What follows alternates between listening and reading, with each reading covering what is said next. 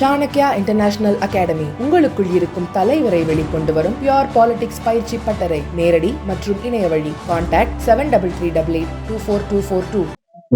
ஈரோடு மாவட்டத்தில் காங்கேயம் சட்டமன்ற தொகுதிக்குட்பட்ட சென்னிமலை பேரூராட்சி பகுதியில் அமைந்துள்ள சென்னிமலை கோவில் மலைப்பாதைக்கு மாண்புமிகு முதலமைச்சர் அவர்களும் மாண்புமிகு துணை முதலமைச்சர் அவருடைய கவனத்திற்கு சென்றவுடன் மாண்புமிகு அறநிலைத்துறை அமைச்சர் அவருடைய வழியாக அந்த நிதி ஏறத்தாழ 6,70,00,000 ஒதுக்கப்பட்டு சாலை அகலப்படுத்தப்பட்டதோடு ஏற்கனவே இருந்த கல்வெட்டுக்கள் எல்லாம் அகலப்படுத்தப்பட்டு மழை நீரும் தேங்காத வகையில, அதே நேரத்தில் மலைக்கு போகக்கூடிய பக்தர்கள் பொதுமக்களுக்கு எந்தவித இடையூறும் இல்லாமல் இருவழி சாலையாக அது அகலப்படுத்தப்பட்டு இன்றைக்கு மாண்புமிகு முதலமைச்சர் அவர்களால் வருகிற திங்கட்கிழமை காலை சுமார் 10:30 மணி அளவில் காணொலி காட்சி மூலமாக இந்த சாலை திறந்து வைக்கப்படுகிறது.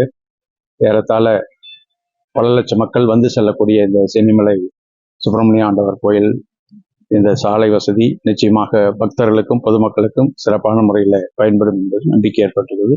எனவே காங்கேயம் சட்டமன்ற தொகுதி வாக்காளர் பெருமக்களின் சார்பாக மாண்புமிகு முதலமைச்சர் அவர்களுக்கும் மாண்புமிகு துணை முதலமைச்சர் அவர்களுக்கும் மாண்புமிகு அறநிலைத்துறை அமைச்சர் அவர்களுக்கும் நன்றியை தெரிவித்துக் கொள்கிறேன். இந்த மலைப்பாதி போடுற போது வனத்துறையினுடைய அனுமதி வருகிறது, காலதாமதம் ஏற்பட்டுச்சு. அதனுடைய அமைப்பு அமைக்கிறதுக்கு காலதாமதம் மலை எப்பொழுதுமே மலைப்பகுதியிலே வனத்துறையினுடைய அப்பொழுது அவர்களுடைய ஆலோசனையும் வழிகாட்டுதலும் இருக்கும்.